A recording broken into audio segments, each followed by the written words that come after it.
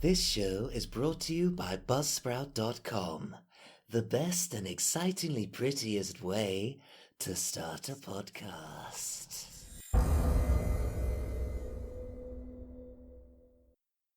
Salutations, beautiful humans. It's me, Red. The other Red. The one who does the typing, coming to you, as myself, with a brand new show. I'd like to welcome you all to The Tale's End, a new and exclusive bonus podcast that talks about all things relating to books, comics, movies, and TV shows, some relative and some not so relative in both time and space. Make sure and stay to the very end, as we also, starting this episode, run a Q&A month to month, answering any and all questions submitted by you wonderful long-time Vicious Cabaret fans, as well as any other questions that may arise from the Tale's End podcast itself. All future questions can be submitted via Facebook and or Instagram, both linked below. And if you're part of my old-fashioned mailing list, or you'd like to be, questions can also be submitted that way as well through my website, also linked below. So, this is something that I've been wanting to do for a long time, to interact with you beautiful people a little more directly, rather than, or as well as, through one or many characters making their way through a fictional, but I believe no less meaningful story. A mixture of word of mouth and more widespread social media efforts over the last few years has brought VC to the attention of some very loyal and dedicated people. You guys, who have helped keep the show and its host, that's me, alive in more ways than any of you can possibly know. Every single one of you will forever have my gratitude. And some others besides. Please be quiet. Thank you. So, still working out the format and the running order. A large amount of this is unscripted. I'm just following some bullet points as opposed to creating a monthly novel-style audio drama, although I'm sure elements of that will creep in. So bear with me, as professionally speaking, I am stepping out of my comfort zone a little bit here. Anyway, enough preamble. Let's get started. So, for this inaugural episode, we're going to talk about The Walking Dead. More specifically, about one of the new spin-off shows titled The Walking Dead: Dead City. A 6-episode show set in the Walking Dead universe, set, I believe, around 5 years after the ending of the original show's final episode. We'll start off with my scripted thoughts, written just after Dead City's finale initially became available on streaming, which was on July 23rd of 2023. And following that, we'll go off script with the help of notes compiled during a second rewatch of the series, which I completed within the last day or so, to see if my initial reactions to the show changed upon viewing it a second time, and more importantly, how much I actually retained. Before we get to all that though, I'd like to tell you all about my time with the original Walking Dead series. Oh, and spoilers for most if not all of The Walking Dead, and it helps if you're at least partially familiar with the universe. I do explain some things, but not everything, so feel free to skip to parts that might appeal to you more. I first began watching The Walking Dead TV show as it was teetering precariously over its peak. Survivor Group leader Rick Grimes' murder jacket was out in full force. The sheltered, civilized citizens of Alexandria were finally beginning to understand the necessity of learning to fight and learning to survive, rather than merely to exist in a gilded cage, for there is a far stricter time limit on that when the dead are alive. The sounds of screaming, gurgles of blood,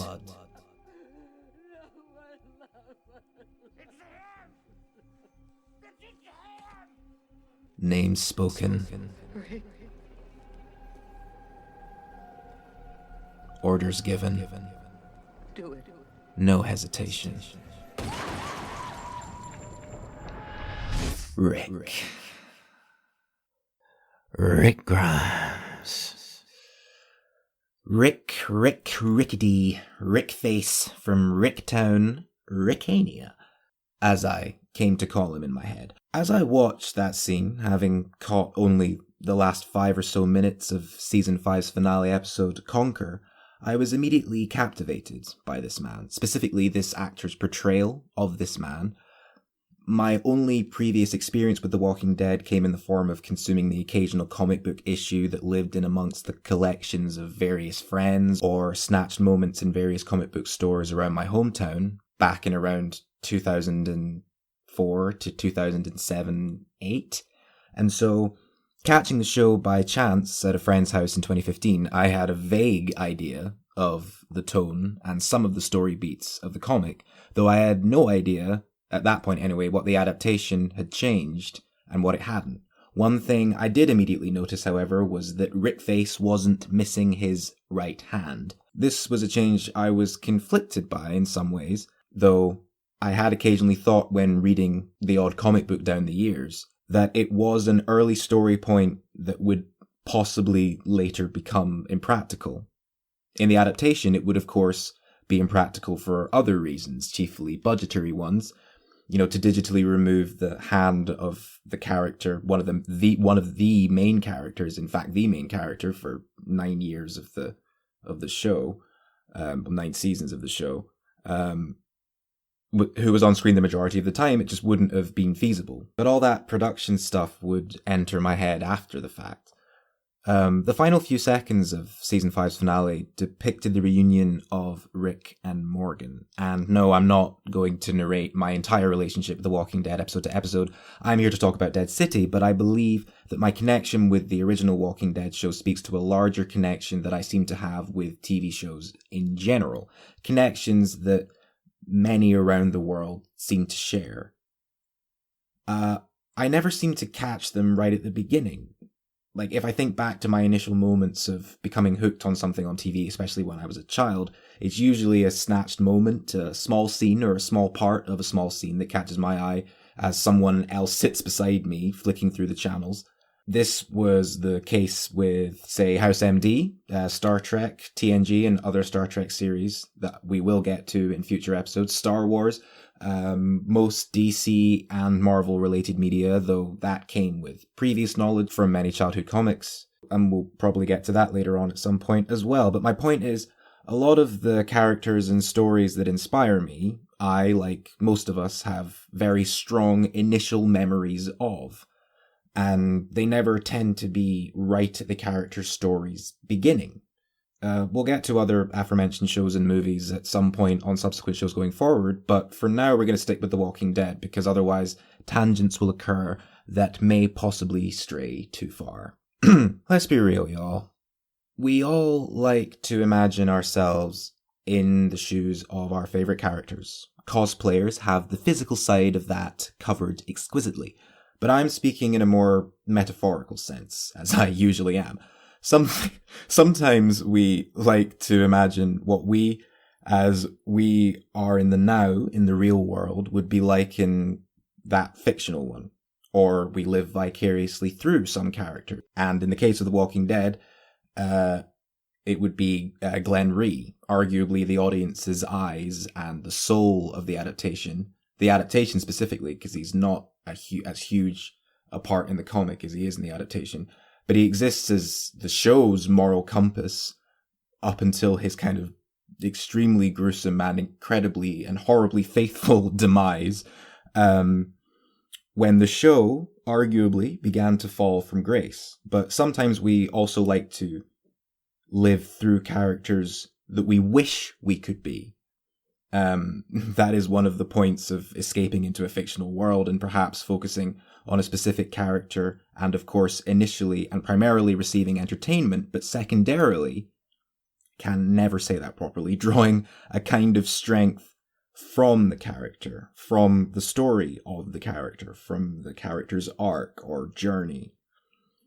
After a while, when I began to learn more about Rick's journey, going all the way back to the beginning, as I have attempted to do with every character that this occurs with, it piqued my interest, partly due to Andrew Lincoln's incredible performance and partly due to the show's writing quality at the time, into the concepts of transformation, development, grief, and also time.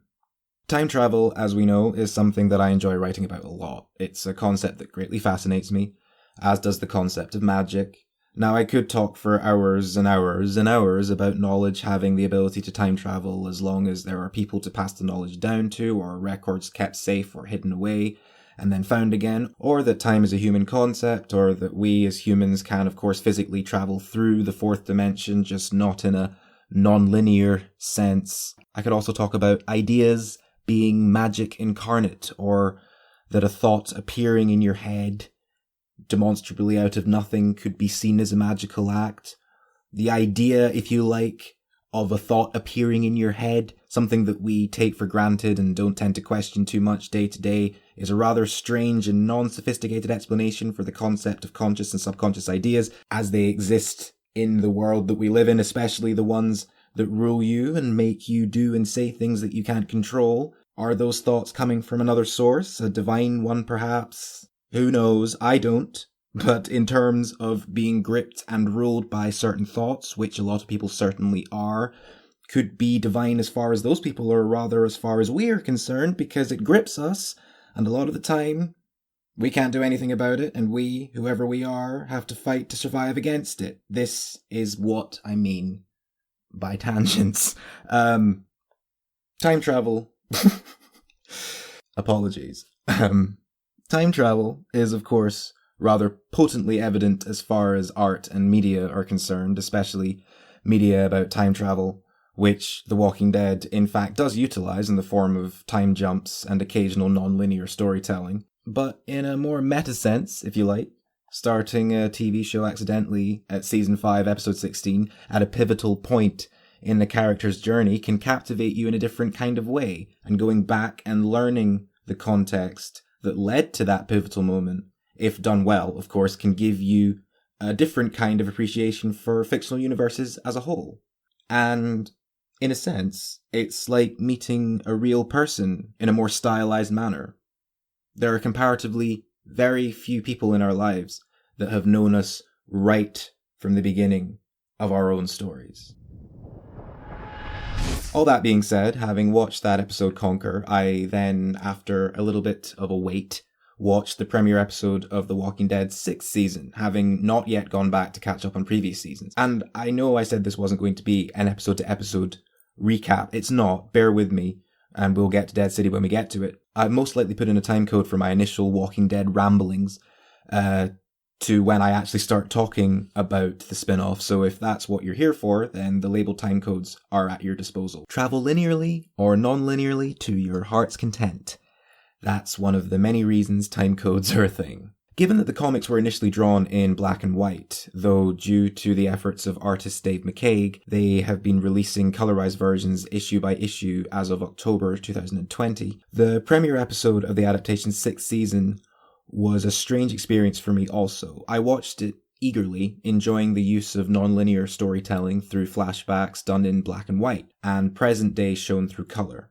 I was so busy watching the episode, I didn't notice my friends' faces who had been watching the show since its inaugural season. They informed me that though they were also enjoying the show, they were confused as to the use of color, or more accurately, the use of black and white.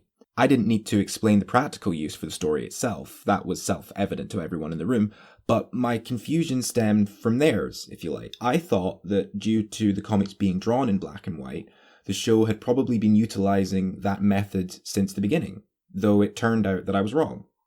As it happened, as far as I know, first time again, the first episode of the show's 6th season was the only time they used this method in the original show's 11-year run. Flashbacks were utilized plenty of times, as were forward jumps in time, but the use of black and white to delineate which storyline is which and when, a method I champion for reasons I've yet to analyze, only once. I was intrigued by this train of thought, but then put it to the back of my mind and watched the rest of the episode. It involves a lot of talking and reminiscing in the flashback scenes and planning, and a lot of action in the fully colorized scenes. Like the episode's use of colour is reflecting simpler times in the conversational, though the conversations themselves have complexity behind them, and the colour, which seems brighter than other episodes in contrast to the one-time use of black and white in this, bring the horror and the physicality of what the conversations are shedding light on, if you like, right to the forefront, suddenly and shockingly. There's no warning or crossfading between black and white, and colour, it snaps back and forth like a light switch, mirroring and screaming. I wanted to kill him. Do it. So it would be easier. So I wouldn't have to worry about how he could screw up or what stupid thing he'd do next, because that's who he is. Just somebody who shouldn't be alive now. From those words to the screaming of a man who had just gained the confidence to fight, the belief in a leader who could teach him to truly survive, he just wasn't looking where he was going. If you're a listener who's been on the Vicious Cabaret train since the beginning of season 1 or even season 2, you will know that the phrase "first time again" is a phrase that the host uses a lot, one that I have used and attempted to somewhat redefine in my own work. Elements of my show are heavily inspired by The Walking Dead and many other comic book universes. You'll know that if you've seen or read The Walking Dead and or listened to Vicious Cabaret. This quote from Morgan. The way I look at it, sometimes you're safer when there's no way out. Got to get to know each other again. And for the first time, again.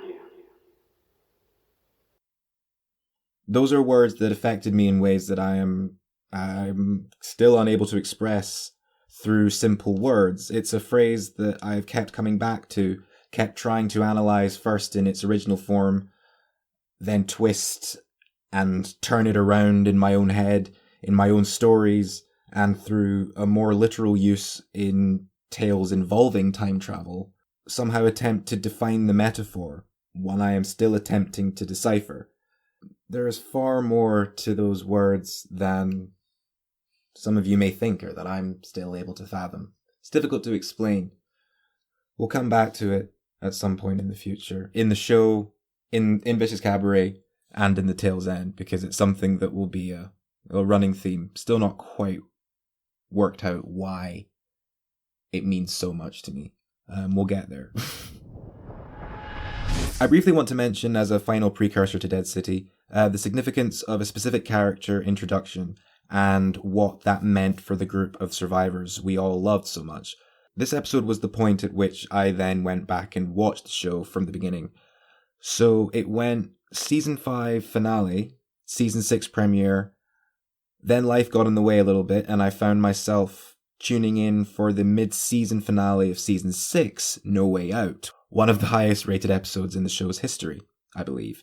I also believe, however, this was when the Walking Dead writers began experimenting with the method of what is known as boomerang storytelling, spending an entire episode on a certain character or group of characters, especially during separation and reunion storylines in The Walking Dead's case, instead of cutting between 2 or 3 different storylines in the space of one episode, something that the show had been doing, usually, up until season 6. People who have seen the show will know exactly what I mean when I use the words Glenn's fake dumpster fire. The reason I touch on the method of boomerang storytelling, other than the fact that it's arguably when the show's ratings began to take a dive due to the audience not wanting to spend 3 to 6 weeks waiting to learn the fate of a favourite character that was left in a cliffhanger situation last time we saw them, etc. Something I do understand, but I didn't actually really notice at the time. Even after going back and watching season 1 to the end of season 5 for context, I was just enjoying it. And I also subscribed to the theory that the reason for the boomerang method was also a further budgetary constraints related problem. Anyway, the reason I touch on that is to point out the fact that I really like and actually use that method of storytelling occasionally, though I believe it's more suited to science fiction and fantasy than grounded-ish in terms of, zombies, apocalypse drama that explores primarily human behavior in dark and stressful survival situations and rebuilding of societies, etc. But maybe I'm wrong about liking that method of storytelling, and maybe my opinion will change as time ticks inexorably away. Also, Carl losing his eye and the Alexandrians banding together and kicking ass, led by Rick. Carl gripping Rick's hand. was wrong. I thought after living behind these walls for so long that maybe they couldn't learn. But today, I saw what they could do. What we could do if we worked together. So awesome. Alright, here we go, goddammit. Dead City. The reason I wanted to talk about The Walking Dead in the first place. So, the first thing I want to cover when talking about Dead City before we get into the story itself and my opinions on it is that I am glad that critics and fans alike, at least for the most part, which I've just realised is a strange form of parenthesis when you think about it, I'm glad that people broadly like the show. One of the things that broke my heart was when the hate for the original show started to rise. Even if I understood the reasons behind all the hate, all the complaints, all the dives in the ratings, it made me sad. One admittedly paradoxical reason that I want to focus on for now was the introduction of the character of Negan, a terrifying main villain featured both in the original Cosmic?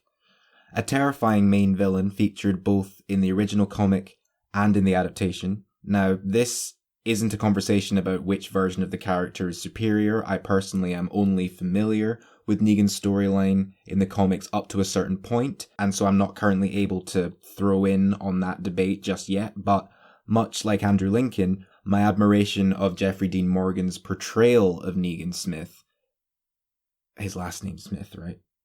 I'm pretty sure it is, captivated me from the first time he appears on screen.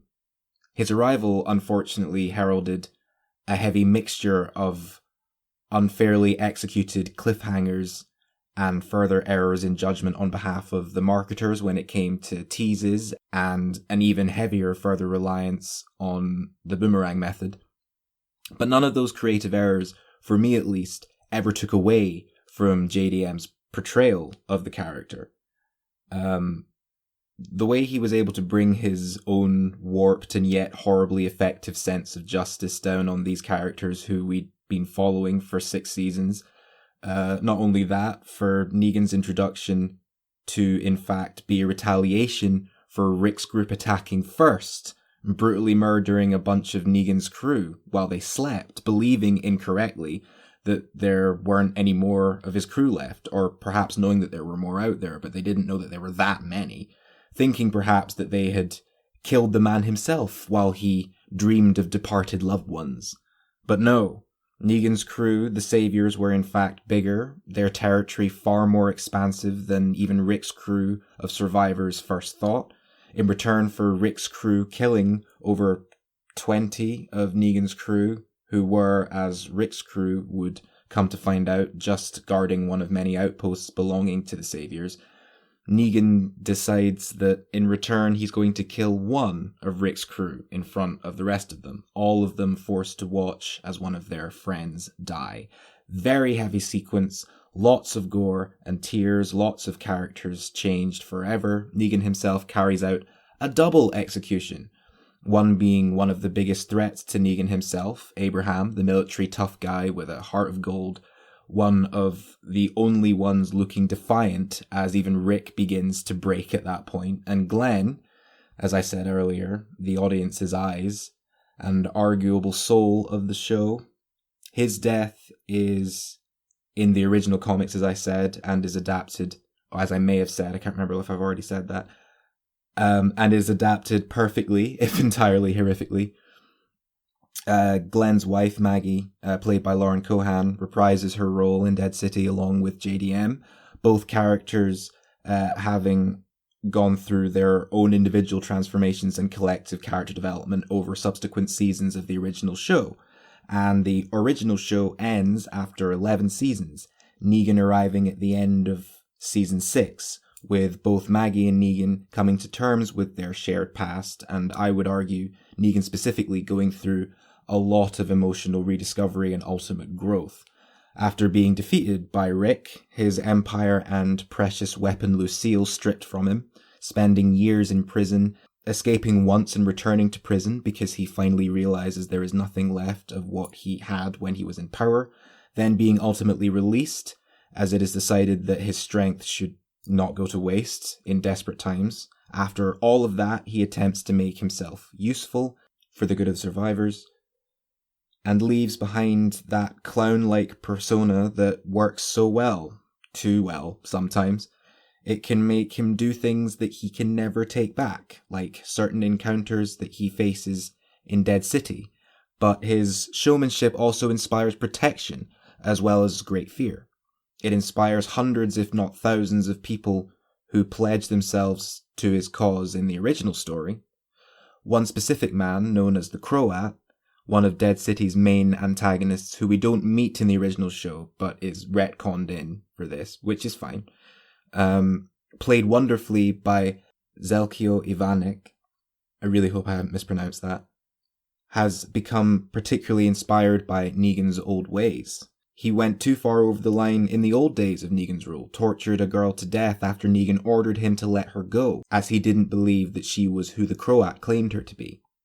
The Croat has ways that were too extreme, even for Negan, even then, and by the time we get to where Dead City could possibly fit into the Walking Dead timeline, Negan has left those methods behind for years, or at least the consistent use of those methods. Seeing Maggie and Negan together again was an absolute blast. Flashbacks are featured to show Glenn's death to give context for people who may have not seen the original show, but their dynamic seems, at least at the start of Dead City, a little walk back from where they had seemingly reached at the end of the original show. But Maggie's attitude towards Negan could perhaps be explained as guilt manifesting as misdirected anger, given the reveal of Maggie's true plan for Negan.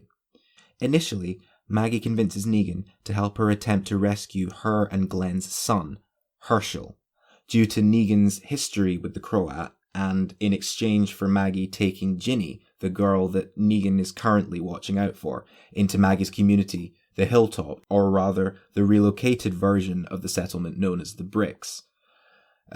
Maggie takes Ginny in, though Ginny follows Maggie and Negan to New York City unbeknownst to both of them. But it turns out that this whole mission to save Herschel, this entire trip to New York City with the streets overrun with walkers, guns and ammunition near non-existent, replaced instead with high-risk, low-reward weapons like targeted nail guns, etc., traversing across precarious and dangerous zip lines to avoid the city streets overrun by millions of walkers. Thousands, maybe millions is a bit of a stretch, but certainly hundreds of thousands. All the characters who attempted to defend or assist that ultimately lost their lives in the usual gruesome circumstances, it was all under false pretenses as far as Maggie's conversations with Negan are concerned. So when you go back and rewatch, which we'll get to in a minute, you get to sort of see those things that she says to Negan in a whole different light when you learn, what her true plan is, or what really happened, if you like, in terms of what she's not telling Negan and what she's not being honest about. Because the Croat turned up at Maggie's settlement, took her son, and basically said, "Bring me Negan and you'll get your son back." Negan learns this in the 6th episode of the 6-episode season. The pacing, by the way, very reminiscent of the first season of the original show. Very fast-paced, no time wasted, no boomerangs in sight. Anyway, Negan learns of this deception, but Negan previously believed that, you're gonna help me get my son back, you're gonna help me rescue my son. But Negan didn't know that the Croat was just saying to Maggie, this is a simple trade, I'm taking your son as collateral, bring Negan to me. So she wasn't particularly honest about that to him. And one of the interesting things that he says, going off script here, as you can probably tell, but one of the interesting things that he says to Maggie is, if you'd just asked me, we probably could have rescued him. If you'd been honest with me, we probably could have worked it out. And he still does the right thing in the end. He still, goes through with it. So he does the right thing still. But I would have liked to have thought what would have happened, what might have been if Maggie had just told him the truth. But again, that's just wishful thinking on my part. Where was I? That's what I was going to say. I was already saying what I was going to say. Negan learns of the deception, but showing how much that he's grown, or showing who he maybe always was or is underneath, he agrees to go forward with the trade, coming face to face with the Croat's boss. Now, before we get to her, a few honourable mentions. I love Pearlie Armstrong's character, particularly his rather intriguing, do I want to call it, vow of silence after a certain point in the 6-episode run. We do see him introduced as quite an animated character at the beginning of the show when he feeds Raffi, who I'm going to call her Raffi because she's Raffi in Picard, Star Trek Picard. I don't actually know for the life of me what her character's name is in this, but she is only in the first episode. I don't know whether she probably is named, and I should have looked this up. But anyway, I'm going to call her Raffi. Feeds Raffi to the walkers at the fence for holding out on the information about Negan. Side note, some people have commented on Maggie's fight scene in episode 1 in the bar is a bit ridiculous and a bit too reminiscent of, say, Marvel and other superhero-esque properties. I completely disagree, and I think it's a pretty badass scene, and I just enjoyed it. I was actually reminded of the opening sequence of the original show's 11th season, where the crew, led by Maggie, Daryl, and Carol, near silently infiltrate a military base and take out sleeping walkers efficiently as people abseil down and retrieve supplies, also very efficiently. It does, of course, all go sideways in quite a creative way, in my opinion, and if you've seen the show, I don't mean to bore you by rehashing certain parts, but to cut a long story short, considering that I am indeed aware I'm 2 tangents away from my original point about Pearlie Armstrong, but as I said, my time is at you travelers' disposal. So, there the team are, silently sending military equipment up pulley systems and unloading them at the top, on the roof. One of the pulley systems gives away, and you think maybe it's going to land on the ground and make some noise. But no, instead, Daryl catches it like a pro, as he is known to do, but the snapping rope snaps back and cuts his arm, causing drops of blood to descend and impact the face of a sleeping walker, waking the walker's primary desire, and therefore him. Walker starts making noise,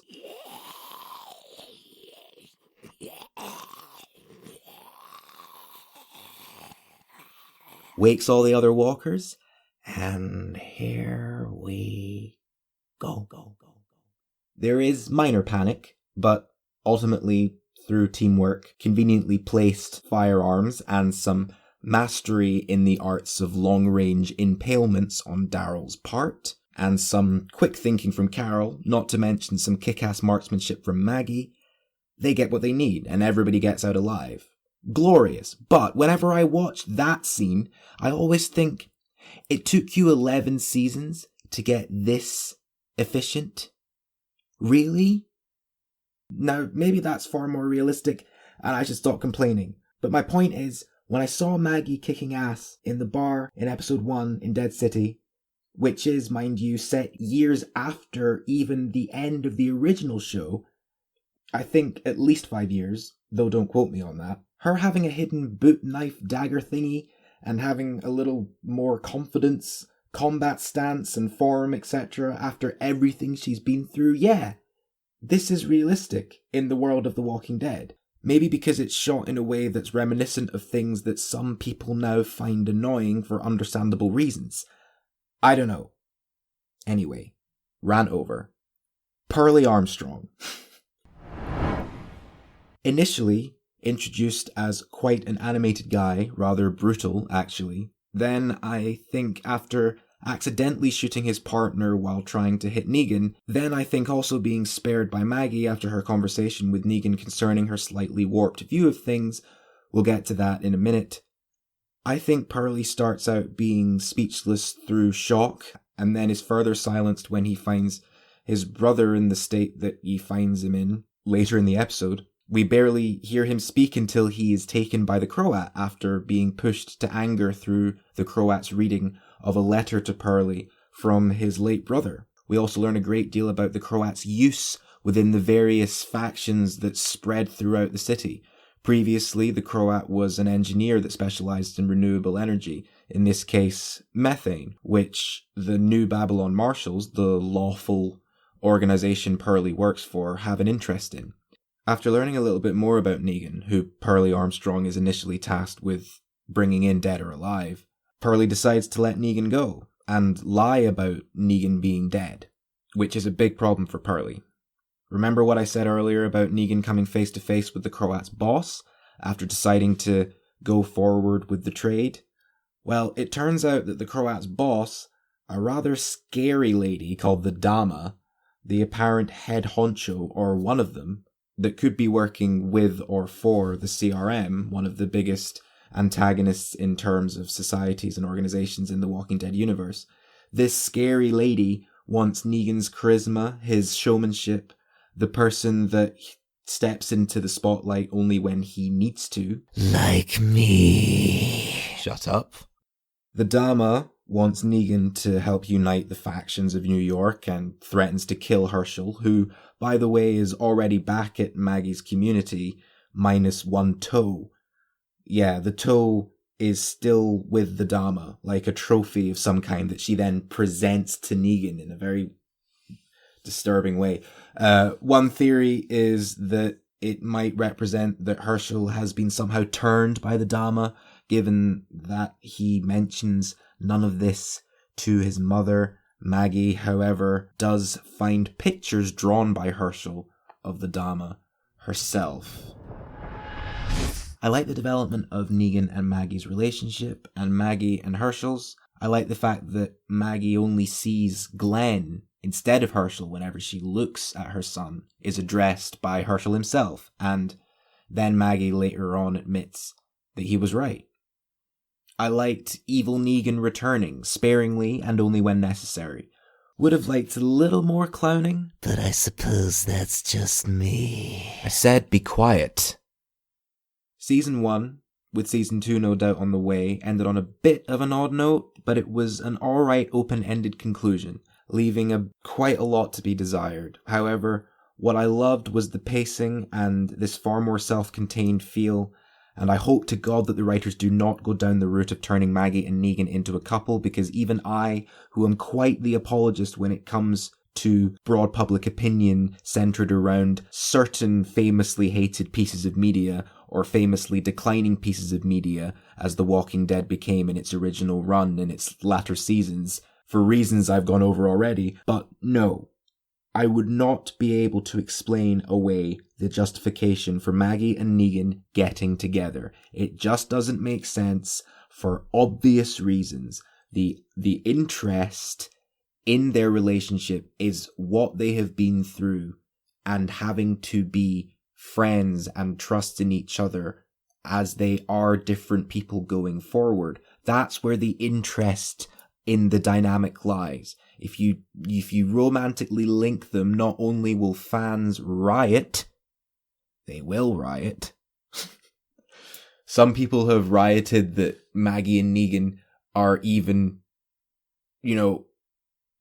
the titular two characters of a show in the first place. Some people think that this is kind of ridiculous that this show even exists. I've talked to some people who have maybe only watched up to Negan's introduction. So when they see Negan and Maggie on the cover of a show, they go, that doesn't make sense. And you go, well, you didn't watch seasons 8 to 11 to understand that this does kind of make more sense than you think it does. Love the cinematography, the title sequence, the music in general. For gamers out there, got some Days Gone vibes, but that's maybe because whenever I'm watching something zombie related, I immediately just want to play Days Gone while watching it. That's what we do now. We play through games while watching movies we've maybe already seen, so that we've got something else to look at while we're driving in free roam. I know who you all are. I'm one of you. Don't worry. Side note, really wish Days Gone got a sequel. Let me know on social media whether or not you want me to cover Days Gone, because I'd like to cover it. If you don't want me to, I'll still do it at some point. But if you'd like me to do it, then I'll move it up the schedule.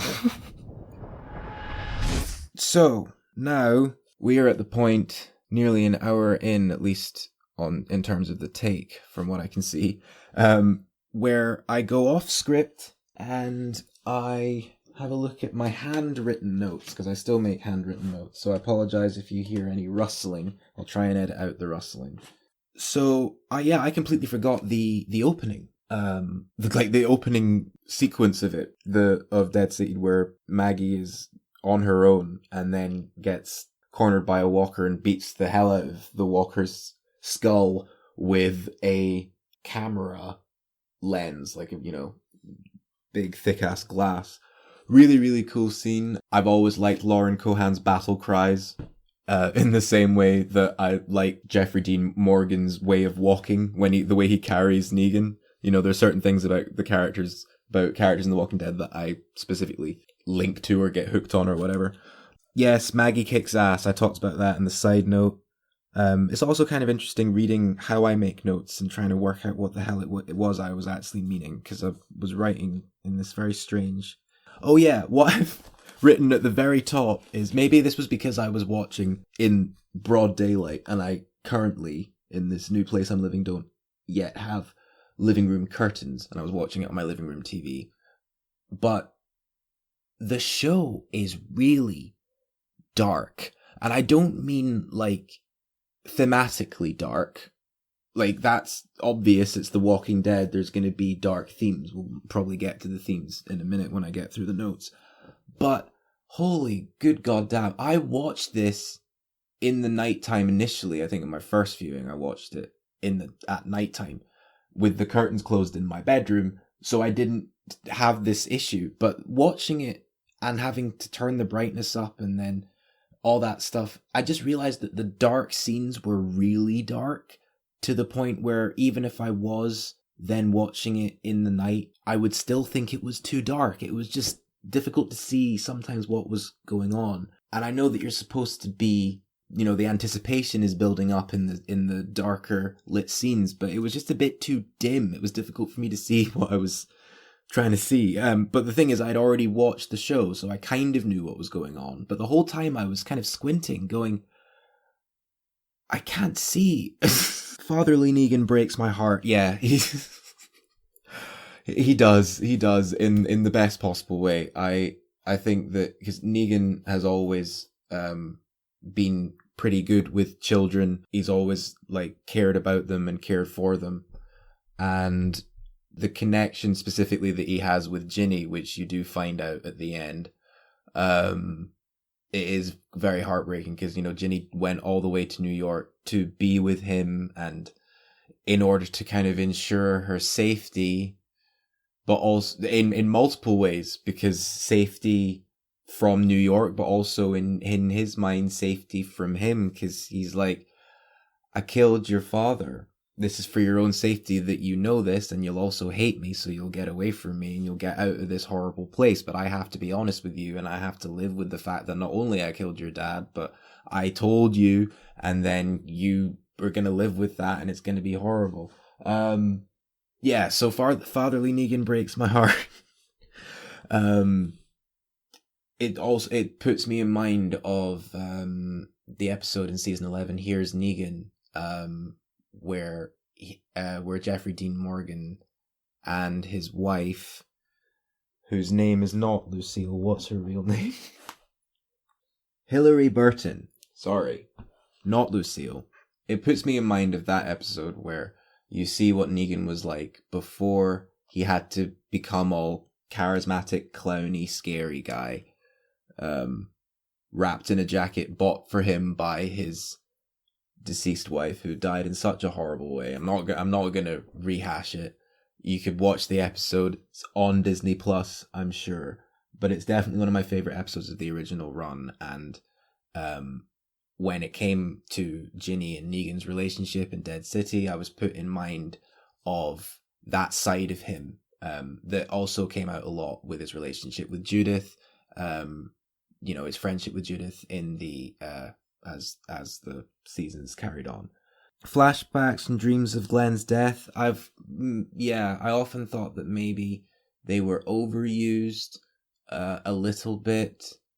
I kind of hate that Abraham's death got sort of breezed over, considering he also did die. He was one of those two people who died, which Maggie also probably did see and did witness. I'm pretty sure we see her witness it, but obviously she's gonna have Glenn's in her head more. But it kind of annoys me, where I was just like, okay, Abe gets passed over again. Rest in peace, my friend. Oh yeah, something that I think Pearlie said in the first episode of the show, which just sounds so painful. Sawed in half lengthways from the groin to the head. Like, that's something that I must have repressed on first viewing, because that still makes me shiver. Ugh. I mean, effective, but ugh. Yeah, the Manhattan epicenter thing, blown the bridges, the fact that they blew the bridges, the government, to, you know, stop the spread of one of the epicenters of the outbreak, I thought was quite reminiscent of Batman No Man's Land, and it's one of those things where so many apocalypse-esque things have depicted those bridges being blown, like either in real time or aftermath or whatever, that if something was really apocalyptic were to happen, I kind of think that among many other things, one of the major signs of it's all over would be those bridges being blown, because that seems to be, at least in media, like something that's like, okay, you're done, New York, blown bridges, you know, in a dystopian future that we may or may not be heading for, whether that will be a real hallmark. Interesting. Anyway, I like the conversation in episode 1 between Maggie and Negan on the boat, where Negan puts the question to Maggie, answer me this, how many husbands or fathers have you killed? You know, trying to kind of defend himself in terms of her kind of walk back opinion on him. And again, as I said, I think that conversation carries a lot more weight when you realize in later episodes of the show what Maggie's deception actually entailed in terms of Negan. Love the rooftop traversal stuff, that was cool. I kind of wish that there could have been another zipline sequence so that Maggie could do it a little bit better the second time, because she didn't do it so well the first time. She had no momentum, so she had to struggle her way across, which, by the way, looks like, you know, if you were actually on that drop and you were, say, in the middle of that drop with no momentum, and you're just hanging there and having to shimmy across, I'd be no. Negan's leather trousers, that's what I noticed in episode 2. He's wearing leather trousers and they're awesome. I love Negan's look in this show. I think he looks great. I think it's, you know, a mixture of how he looked when he was evil Negan versus how he looked when he was becoming not so evil Negan. And, you know, it's a nice mixture, but the leather trousers, love them. I could not pull them off myself, but goddamn, gotta love that outfit. Love Maggie's outfit too, but I gotta say Negan steals the show when it comes to the outfit in this.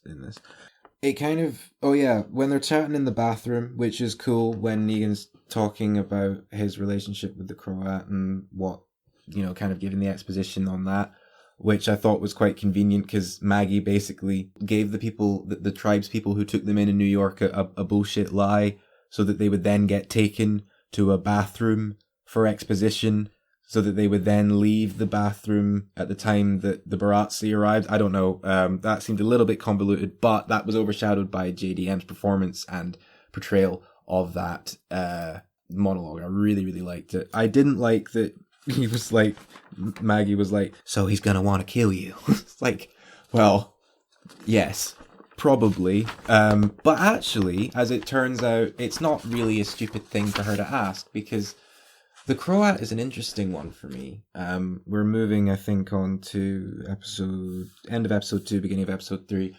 I really like the Croat as a character. I think I don't like his methods, especially in his early days, but what I kind of like is what I was seeing is his unexpected attitude towards Negan when they are reunited later in the series. I think, at least, unless I'm completely wrong, I could be misseeing this and misinterpreting this, that, you know, the Croat really does see Negan as a brother, and yes, is very set in his people are a resource, kill or be killed kind of ways. But in terms of his feelings about Negan, I think that in season 2, if we're going to go for predictions, that due to Negan not really wanting to be subservient to the Dharma, and due to the Croat not necessarily wanting to be subservient to the Dharma either, I think that they might end up working together as a little team in season 2 to try and get Negan out of that situation, because the Croat is very, very useful to the Dharma because he's the engineer and Negan has the charisma. So in terms of them trying to get out of that situation that they've found themselves in, that the Croat has put him in, they could kind of work together to maybe find a way out. Maybe I'm wrong, but that's kind of how I see it going. I like the use of weapons. I like the fact that there's no bullets left, so they have to use kind of makeshift wire drills that have, impalements on the end of them, so you can pull out vital organs or whatever. I thought that was pretty cool. I like the helmets that the Baratsi, the followers of the Croat, wear. Kind of razor sharp implements super glued to a biker helmet that they then headbutt walkers with. I really did not like. There's a sequence in, I don't know whether it's episode 2 or 3.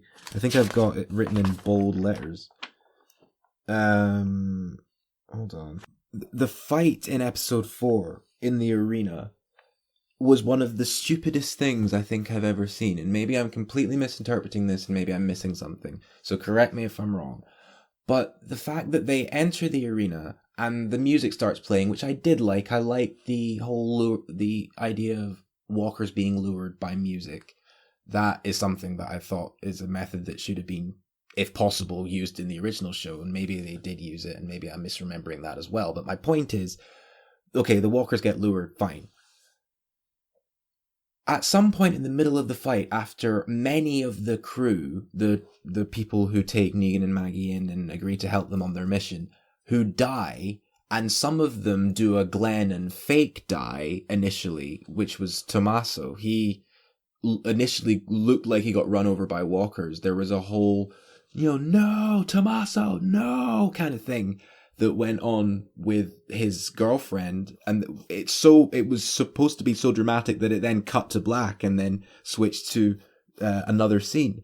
So I'm like, and then he just appears out of nowhere. So basically, the walkers get drawn in by the music, and then they all start fighting. And then at this point, by the way, Ginny has made her way into New York and has met up with Maggie. She's a little ninja, by the way. She just completely just appears in the scene, having snuck through New York by herself. Just pretty cool, I have to say. They start fighting, and then at some point in the middle of the fight, Ginny just appears behind the cage in the arena. Like there's a cage, and with an arena, a caged arena that they're standing outside of initially and fighting. And then at some point, Ginny goes inside. So if that caged arena was always available, the best thing to do would be to retreat inside, close yourself in the cage, and then start stabbing walker heads from behind a fence. We've seen it be done hundreds of times in the original show, where there's a fence in the way and you use the noise of knocking on the fence to draw the walkers in. They come up, try to bite you, but there's a wire fence in the way and you just stab them in the head, which is what they did start doing halfway through the fight after about 3 or 4 people had needlessly died. But then when they get into the cage and shut the door and start doing what I said they should have been doing from the start before everybody else had died, they then decide to rip the sides of the cage off, use them as cover, which I did kind of like, but then go out into the fray of walkers rather than just stay in there and keep stabbing heads until they can just run. Like, I don't mind the whole thing with taking the bits of wood and then walking and going to your objective, but you could have, 1, gone in the cage at the start and started stabbing heads, and 2, just done it a little bit more efficiently. It was supposed to be a cinematic and dramatic fight, and it was quite overbearing, and it just didn't land. very well. That was probably my least favorite part of the entire series, was that fight scene. And the sad thing is, it was supposed to probably be one of the coolest scenes, and the lead up to it was cool. The concept I liked, but it was just misused, and I just didn't like it at all. It doesn't mean I hate the show. It just means I didn't like that particular sequence. I like Negan and Pearlie's first aid bonding in episode 5, chatting about their lives. Negan just not talking and letting Pearlie do some chatting about his brother and how he felt about his brother in the past and how he feels about him now. I like all of that stuff. It's good development for Pearlie. Maybe something's just occurred to me, I suppose. Their use of flashbacks that they do for Glenn's death, which they reuse and cut back to quite consistently throughout the show whenever Maggie's dreaming or closing her eyes or whatever. If they're going to do that and flash back to a moment that we all already remember if we've seen the show, it may have also been nice to do a little bit of before the outbreak flashbacks with Pearlie and his brother. They could have done that, You kind of get a lot of what went on in the past between Pearlie and his brother with the wordless storytelling that they end up doing with Pearlie, which like I said, I also liked. I loved how silent he became and how you were kind of learning about his past through him staring at certain things and reading certain things. I enjoyed that. But the use of flashback that they have, other than Negan and Ginny, it tends to just consistently be Glenn's skull stomping by Lucille. So I kind of think if you're going to do that, maybe do that for all the characters that we're following, as opposed to just for a character flashing back to a scene that's iconic enough that people who watch this show probably will know as context. It kind of seems like a bit of a wasted technique if you're not going to use it more for other characters that we don't know as well as we know Maggie. So yeah, more wordless storytelling in terms of Maggie's eyes. Yeah, because Lauren Cohen's eyes are very, very expressive. I love them. I think that especially in this show, there's a lot of cutting to Lauren Cohen looking shifty because through the whole show, obviously she's got a couple of big lies that she's not really come clean on for the other main character. So she is occasionally, when it nearly gets mentioned or bits could lead to certain conclusions for Negan, she can the kind of camera cuts to her looking a little bit shifty. I think that's quite funny. And also was necessary, but maybe a little bit overused. Oh yeah, Negan reveal of the killing of G's father. I've already talked about that. Fatherly Negan breaks my heart. It's quite an interesting storyline. Sorry, I've been sitting in the same position for quite a while now. I think that it was a very powerful moment that there's quite a few ways they could go with it in the next season. So I'm excited to see what they do with that. I like the use of the whole renewable energy storyline, using the whole, the Croat going, "What's the most abundant natural resource?" The dead. Also, side note, 20 stories! New record, no? I loved that. I thought that was a really cool just introduction to his slightly unhinged nature of the Croat, and I think that was at the end of episode 1. It's a side note, I just really wanted to mention that because it made me laugh. Yes, renewable energy with walkers. I'm not quite sure, haven't Googled it, probably should have done before I did this show, whether or not that is scientifically accurate. The whole intermolecular forces being weak in the body producing methane, that I get. The whole gas being pressurized into a liquid form that then produces consistently usable energy. I really probably should have looked this up, but I didn't. So anybody who knows about science, let me know on social media. Does that work, scientifically speaking?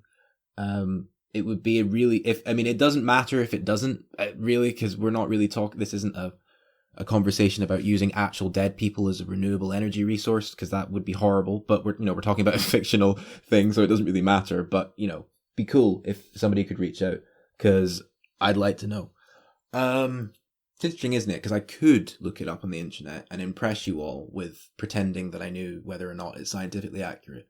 But I would prefer if somebody listening would reach out to me personally and tell me whether or not I am wrong or right. Because looking up everything on the internet is amazing, and I do it for pretty much everything else in life, as we all do.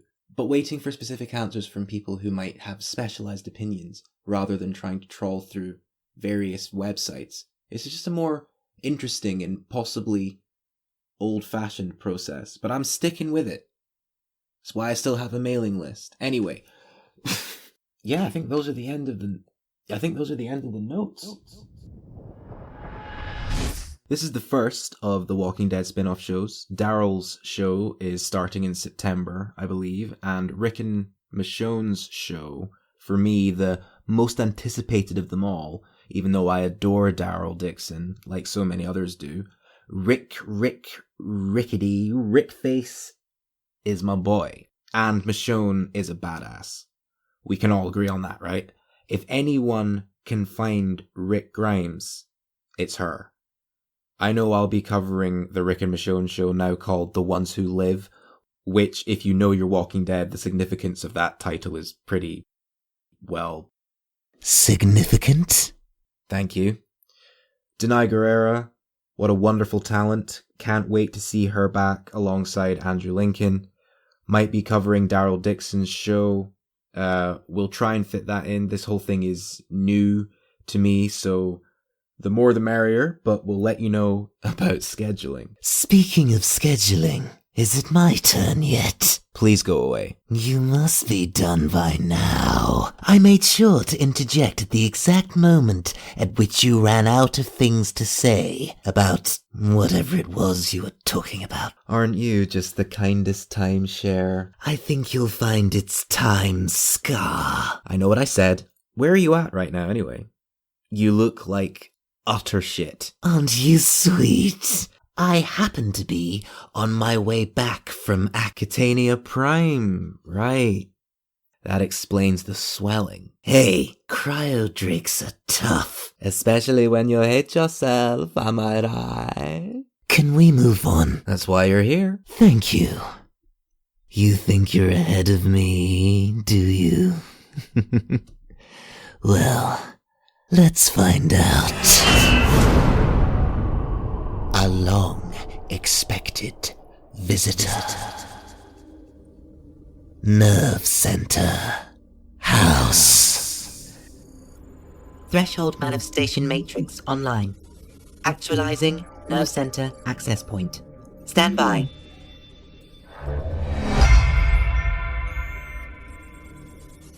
Actualization complete. Access granted. Enter when ready. Welcome to the Nerve Center, Initiate. How may I assist you? The majority of the crew are indisposed, I'm afraid, including the host. Apologies, I don't believe we've officially... Cognitive override detected. Long-range communications temporarily disabled. May I inquire as to your intention? Whoever you might be? Your disturbingly powerful cognitive override unfortunately compels me to assist you. Temporary neural link established. What are you doing? Guest wing security parameters augmented successfully. Who are you? Tell me. Personal quarters located. Route map engaged. Why are you here? What do you want? Who are you? Speak! So, hoi. Again, here we are. At the end of the inaugural episode of this new series, The Tale's End. As always, as will be more accurately stated when I do this more than once, we'll be running a Q&A month to month. These questions have come from a couple of fans, so thank you so much for submitting these to me. privately, and anybody who wants me to answer any questions that they may have about Vicious Cabaret, about whatever, any questions, really, anything you want me to answer, just pop it on social media, links below, and I'll let you know whether or not your question will be featured. And if you'd like me to name you, let me know that as well. Question 1. What have been your main inspirations? I think I've been heavily inspired by a lot of things. If I was to think immediately, it would be Star Trek, Star Wars, Batman, specifically Batman, DC Comics, the Rogues Gallery of DC Comics. That's pretty evident if you've listened to Vicious Cabaret. Alan Moore's specific work in his literature, in books like Voice of the Fire, Jerusalem, H.P. Lovecraft's. God damn, God knows where any of us in the sci-fi fantasy world that we are navigating would be without Howard Phillips Lovecraft. What a man. Had certain opinions that were of his time. That is all I will say, being a mixed-raced human being myself, Caribbean and Scottish descent. So there are certain things that he says in his work that I would definitely rage against then and now, but, you know, I can't discriminate a man for the times he's born out of, and I can't discriminate him for his opinions, and that's all I'm going to say. I mean, I can, and I do, but I'm not going to go on about it. What else has inspired me? Maybe I should have made notes on these questions. I was just going to answer these kind of live, really. A lot of space-based adventure stuff. A lot of Stephen King. Definitely a big inspiration.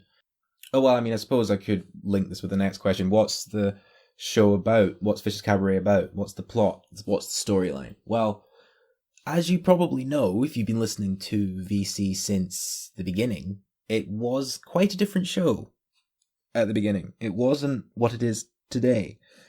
Initially, it was supposed to be me talking in a character voice about the problems of the real world, you know, this one that we're living in.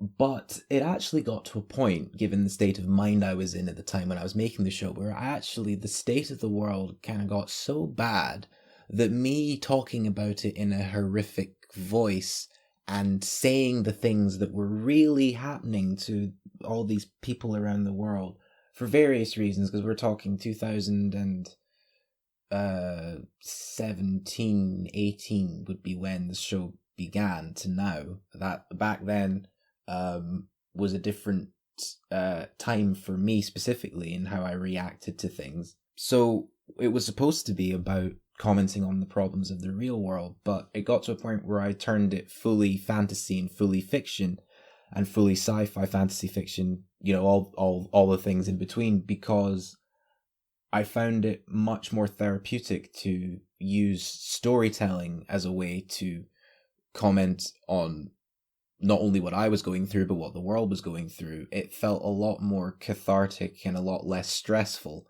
to tell stories that were entirely fictional. And because I'd already kind of created a character that was living in and out of different realities, even in the context of what the original show was supposed to be, I thought, well, I'll just take him and I'll put him in a more fictional world, and then I'll create more characters around him so that I can do more voices, and it's not just me doing that voice the whole time.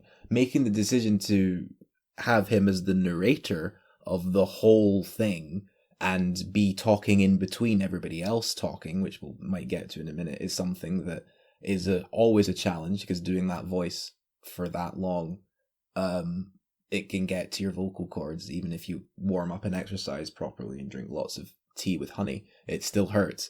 But it's something that I will continue to do because I love the results. I really enjoy doing it.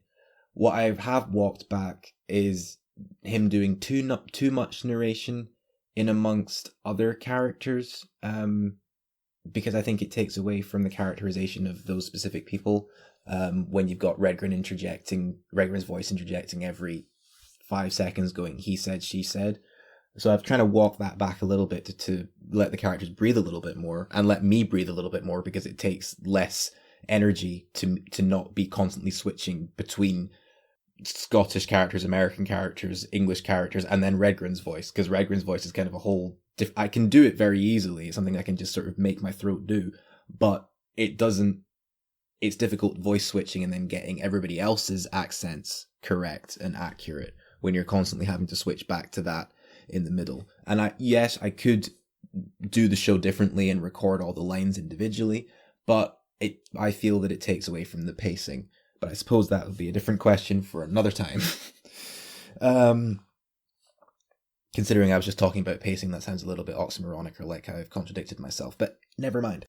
So what's the story? Well, I suppose now it's about a quite powerful being, that's not of Earth, traveling around with people who, through their adventures with him or prior adventures of their own, have found power of their own, and some of them don't know how to use it properly. Some of them don't realize how powerful they are or how vulnerable they are. Redgrin is no exception in that regard.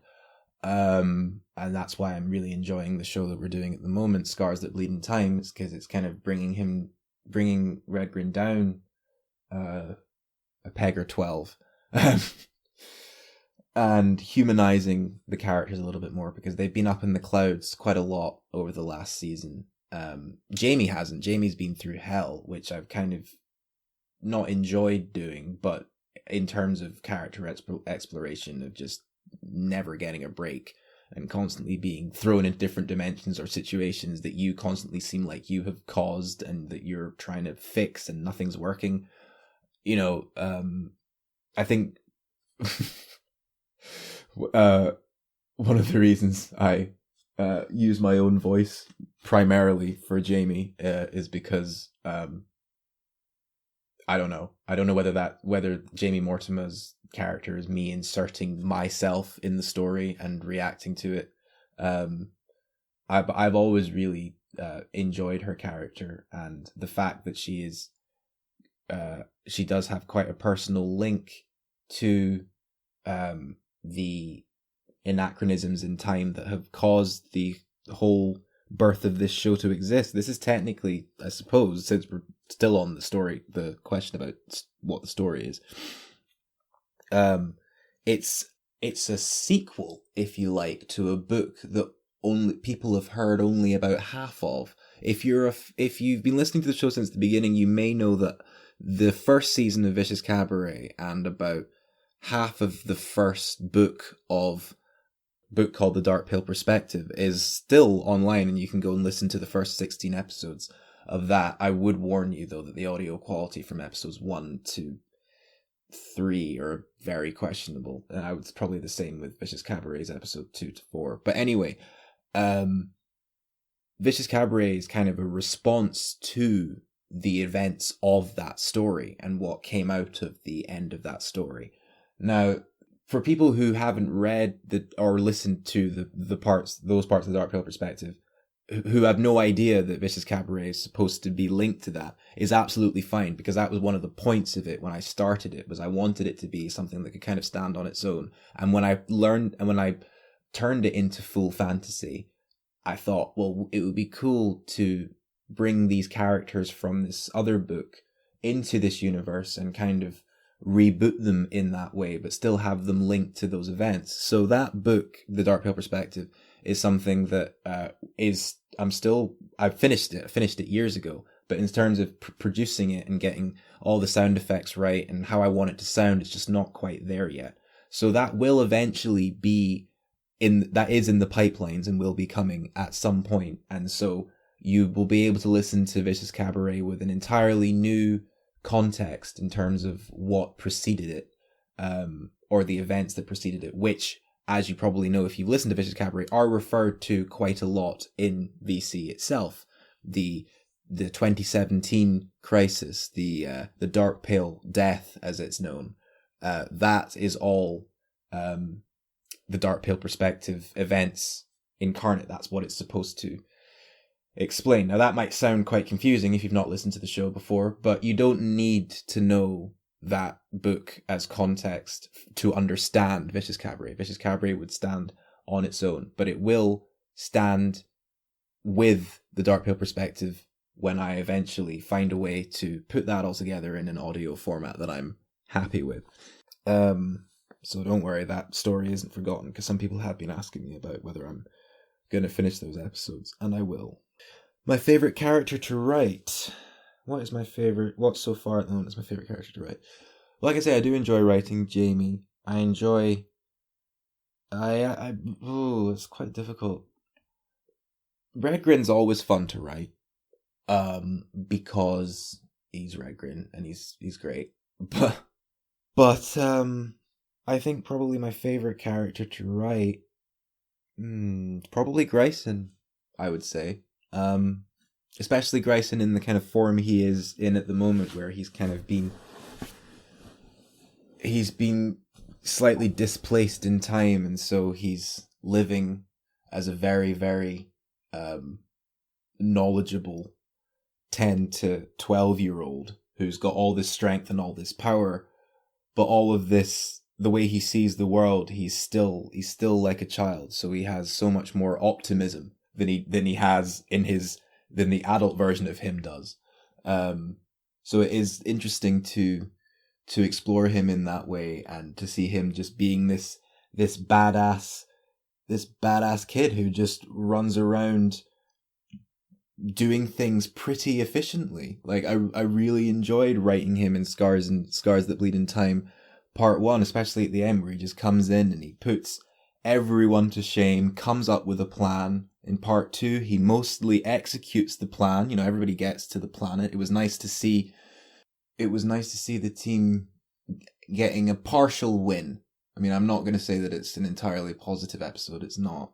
But the latest story in the run, Scars That Bleed in Time, it was fun for at least elements of it, for the team to be getting a little bit of a win, because mostly, even though they have all this power, they lose quite a lot of the time. And that's something that I enjoy writing. I like writing characters with great power that still lose, due to their vanity, or their lack of knowledge, or their lack of empathy, or their over abundance of empathy, or whatever it may be.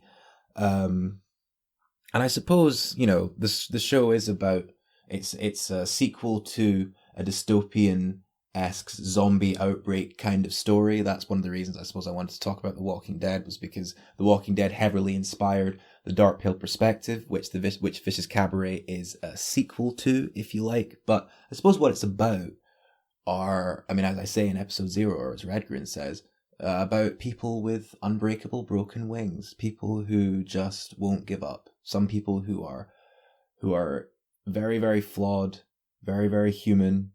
Some are not, but they all try to be, and they all try to stay together.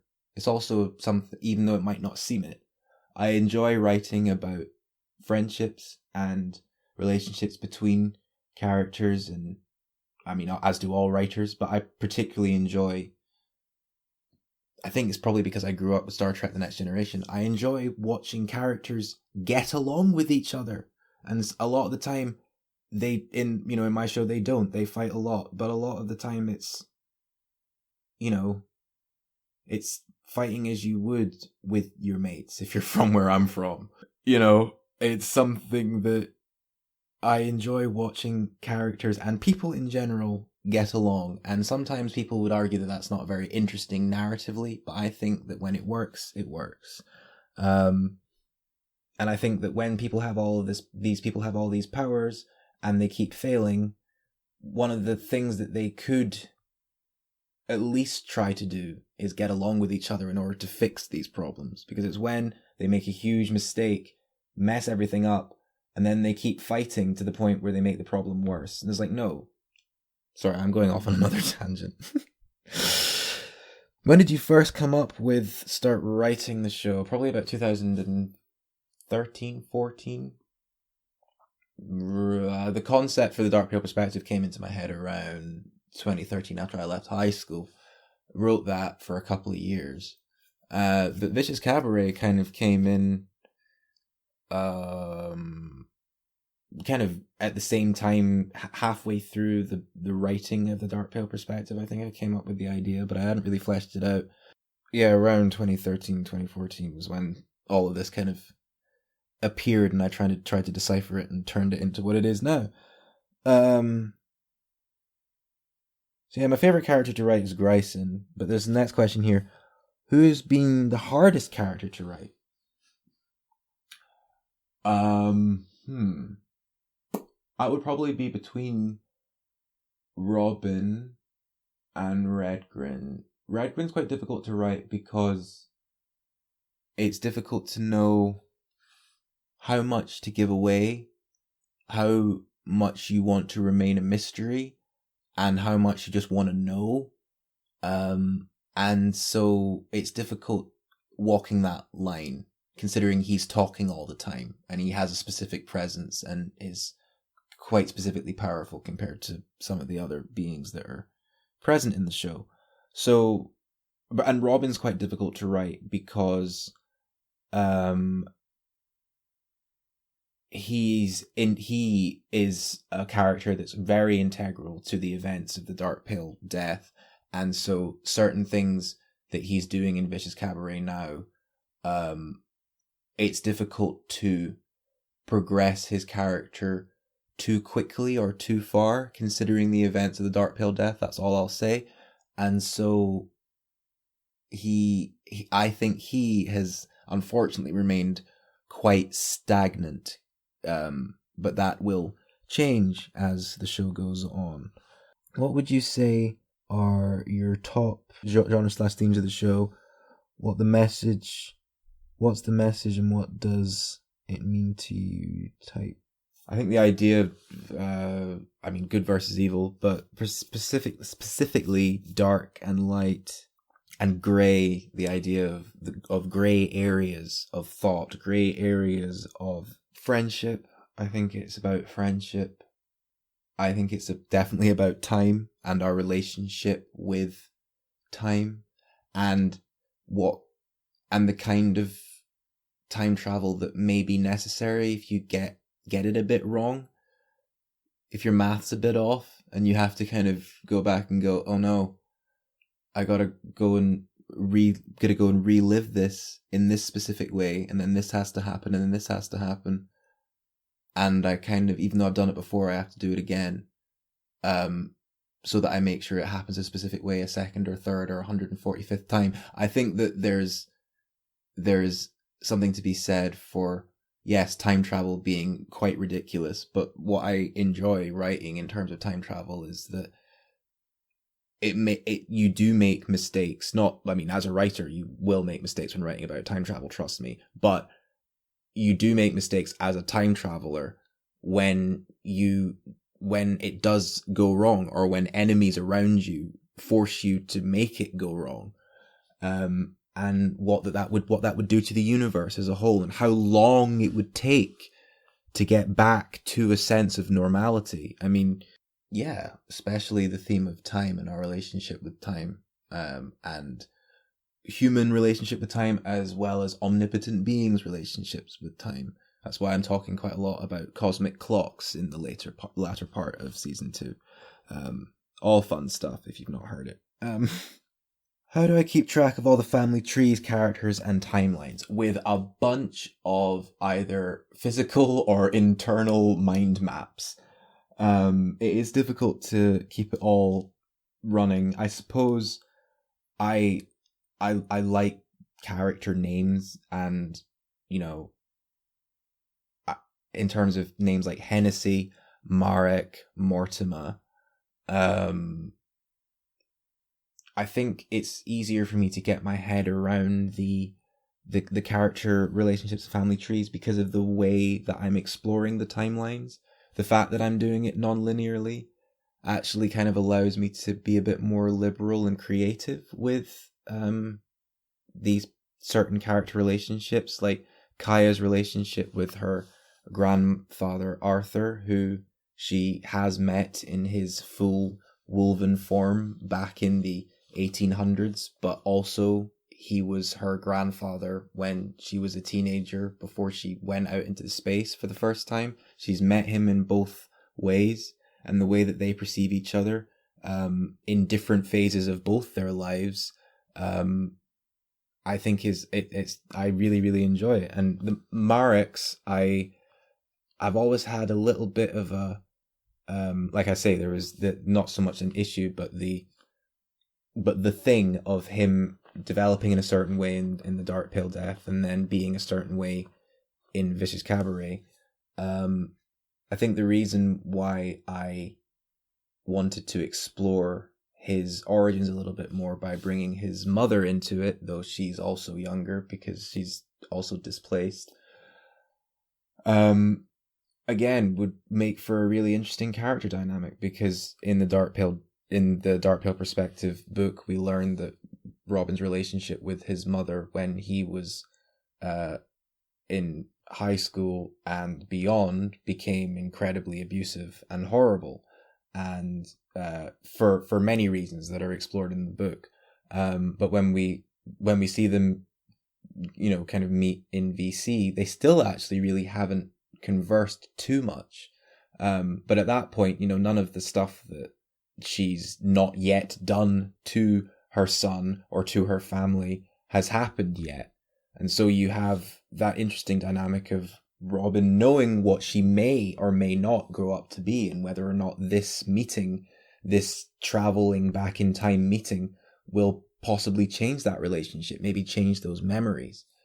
And what that would mean if that is the case, but, Redgrin's plan to try and revert a lot of mistakes that have been made by certain members or cast members, shall we say, of the show, might undo that regardless of what bonds are formed. So yeah, it's just exploring the problems, the emotional impact of time travel, and what happens when we do it too much and do it incorrectly. And it's also about monsters, demons, magic, and abstract horror. Top 5 favorite moments. Ooh. Okay, in no particular order. I suppose moments we could translate to episodes or moments in episodes, but one of my favorite moments in the first season was episode 8, which I wrote with my friend Kit, who's now over in New Zealand, being awesome. She helped me write that, and I will be forever grateful, because it was an episode that really set the emotional tone for Redgrin as a character specifically, and what he goes through and thinks about when he goes to sleep at night, or wherever it is he sleeps in his chambers. So yeah, that would be number 1. Number 2 would be Odyssey's Guys, the New Year's special of 2022, which I really enjoyed doing. It was a bit stressful to make because it was Christmas and New Year, but other than that, really enjoyed it. I like doing space-based things, and I like playing with planets in different points in their history. I've been to Aquitania 3 or 4 times now in Vicious Cabaret at different points. I really, really liked Mystery Guest. Was fun to do. It was fun going back into a time that I had never lived. I think that's an interesting thing as well in general about writing about time travel stories, or writing in general, is when you're setting a story in a certain time period. It's interesting because it then happily forces you to have to go and read and do a bunch of historical research to make sure that you don't get things wrong, or if you are getting things wrong deliberately, knowing why you're doing it. I really liked the finale of season 1. That will forever be one of my favorite episodes to do, when kind of all the cast just appear and come together and start working off of each other. All of these characters that I've been creating since 2013 finally getting to come to life and meet and converse and it just being so much fun. I can't remember how many moments. Was that 3? Let's say 3, 4. The premiere episode of season 2, The Snow of Summerland, I really, really enjoyed. I like bringing elements of those that first episode back in more recent episodes. I really enjoyed the Halloween special, The Long Hall of Seams. That was fun. The Mirror Mistress storyline with Jamie was great to write. Got a little bit confusing towards the end, but I think we got there. I suppose that's one thing that I'll close with. A lot of the time these episodes are written in advance, but sometimes if life gets in the way, because I have other things I'm writing, they are written month to month. So I can decide to make quite drastic changes that maybe weren't initially going to be in the initial script, but I actually really, really do enjoy doing it that way. There are obviously elements of the show that are pre-prepared massively because I have to look ahead when it comes to time travel.